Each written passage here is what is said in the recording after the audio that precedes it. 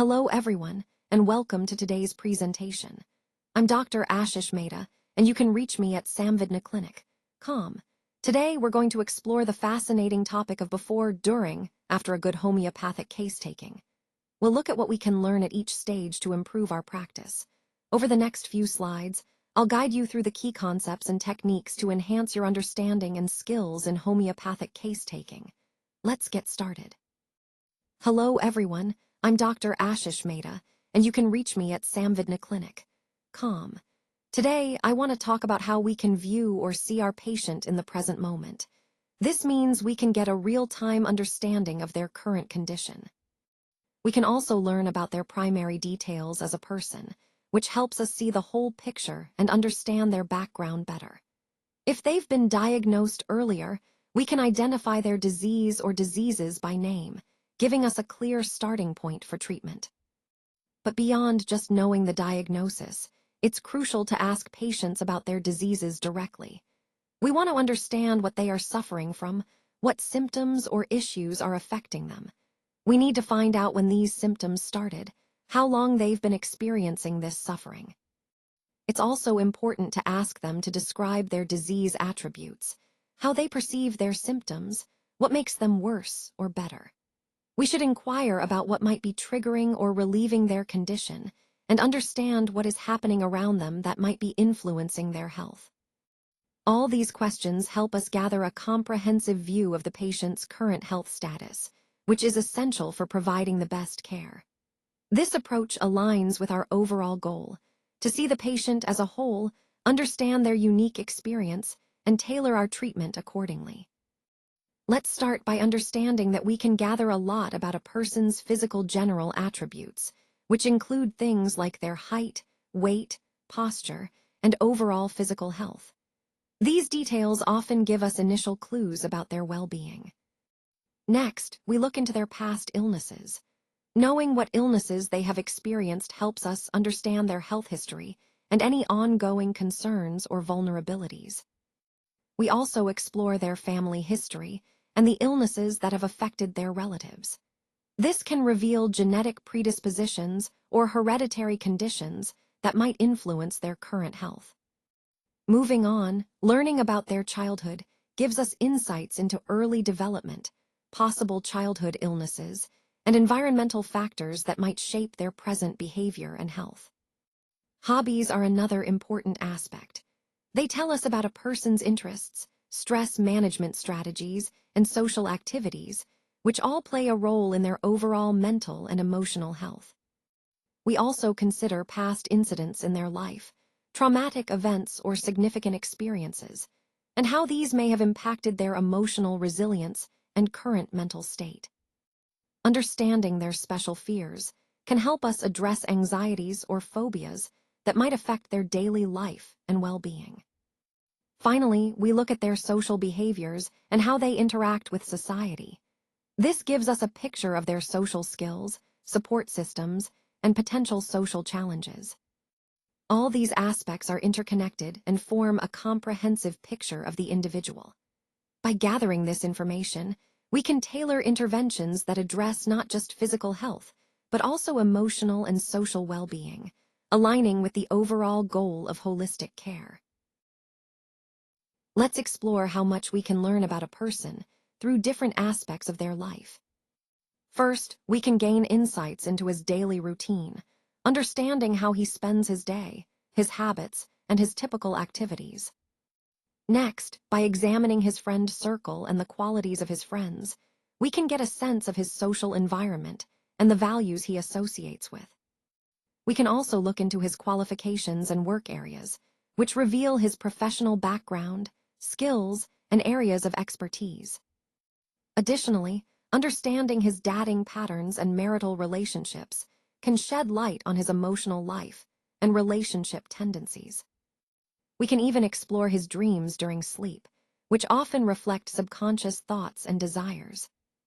Furthermore, his life dreams or ambitions show us what motivates him and what he aspires to achieve in the long run. Finally, by looking into his basic nature and repeated patterns from childhood, we can understand foundational aspects of his personality that shape who he is today. All these points connect to the overall theme of understanding a person deeply, beyond just surface-level information, giving us a comprehensive picture of his inner world. Let's go through some important aspects we observe during a patient's communication. First, we pay attention to their speech, language, expression, and tone of voice. These elements can tell us a lot about their emotional state and cognitive function. We also observe their gestures, which can give clues about their comfort level and engagement. Next, we look at how they communicate, whether their style is submissive, monotonous, or more expressive. This helps us understand their confidence and personality. We also assess their body language, such as posture and sophistication, which can indicate their self-assurance or discomfort during the interaction. Additionally, we observe movements like eye contact, head nodding, leg movements. All these nonverbal cues add layers to our understanding. If the patient is accompanied by a relative or attendant, we can also observe their behavior, which might provide complementary insights. It's important to confirm details with the relative or attendant when needed, as they often have valuable information. Lastly, we review all investigation reports thoroughly, as these are essential in forming a complete picture of the patient's condition. All these observations together help us make a more accurate assessment and guide our approach effectively. Let's take a closer look at this slide, which is all about the diagnosis process for the disease.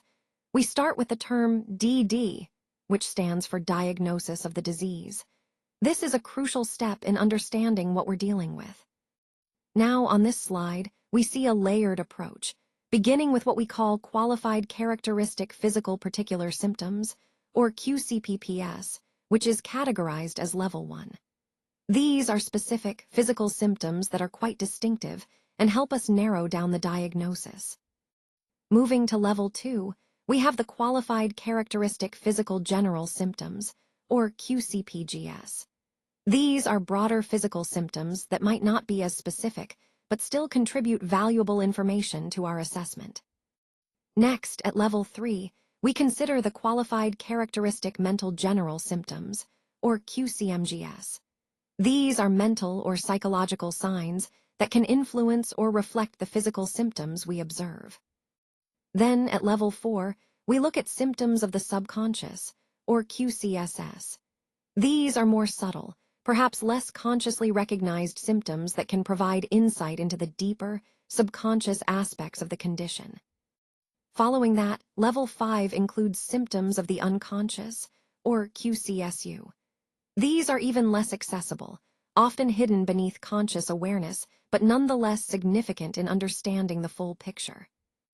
Finally, Level 6 considers symptoms related to the id, ego, and superego, abbreviated as QCSES. This level reflects the psychological or psychoanalytic dimensions, incorporating the deeper drives and conflicts that might influence the disease presentation. So, what can we understand from this layered information? Essentially, it highlights that diagnosing a disease isn't just about identifying physical symptoms. It's an integrated process that considers physical, mental, subconscious, unconscious, and psychological factors. This comprehensive approach helps us gain a deeper understanding of the patient's condition, enabling us to formulate more effective treatment strategies. It reminds us that health is a complex interplay of multiple layers, and understanding this complexity is key to effective diagnosis and care. Let's talk about how we can understand the curability of a case. When we analyze a patient's symptoms carefully, we get a clear idea of whether the case is treatable or not. This understanding is crucial because it guides our approach and sets realistic expectations. Next, we focus on selecting the correct symptoms or rubrics to repertorize. By choosing the most relevant indicators, we ensure that our analysis is precise and targeted. This step helps us narrow down the possibilities and focus on the core aspects of the case.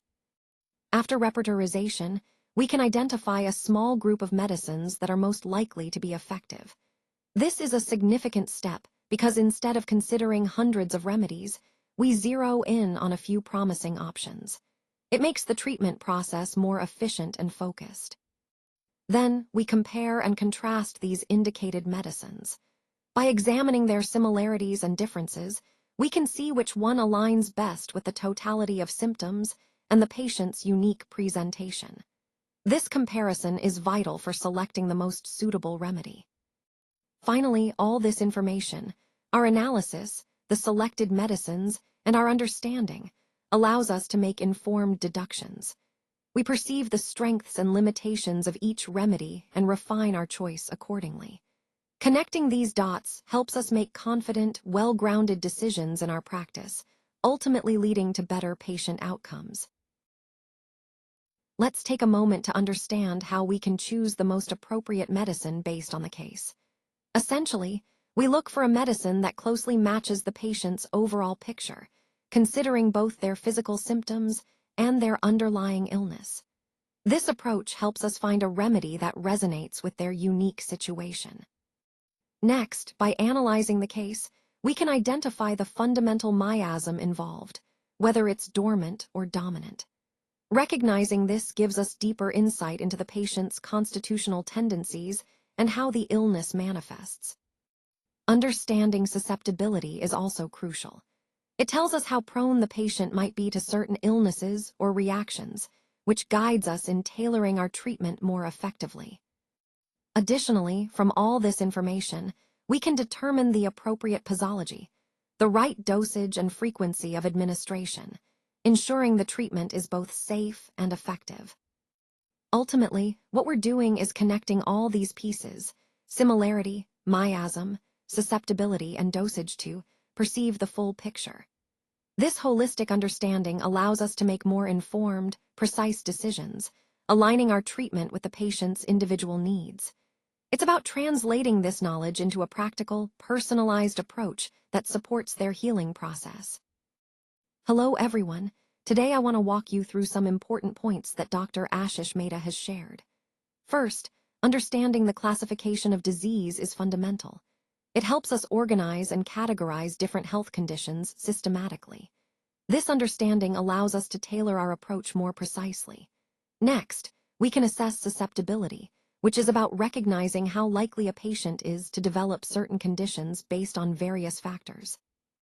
We also need to consider posology, or the dosage, which should be adjusted based on the patient's susceptibility and their level of experience with treatment. This personalized approach enhances effectiveness. Moving forward, understanding the evolution of the disease is crucial. It helps us see how a condition progresses over time and guides our intervention strategies.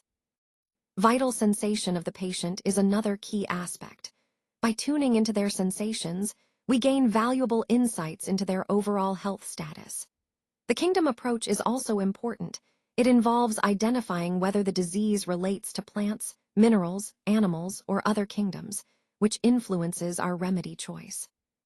We should also understand miasms, which are fundamental pathogenic factors, ranging from psora and psora to psychosis, and then to syphilis. Recognizing these helps us grasp the underlying disease dynamics. Additionally, adopting the superclass and subclass approach allows us to classify diseases more precisely within broader categories. Finally, having a conceptual understanding of the case is essential. It means looking at the patient holistically, integrating all these elements to formulate a comprehensive treatment plan. Together, these concepts help us deepen our understanding and improve our practice in classical homeopathy.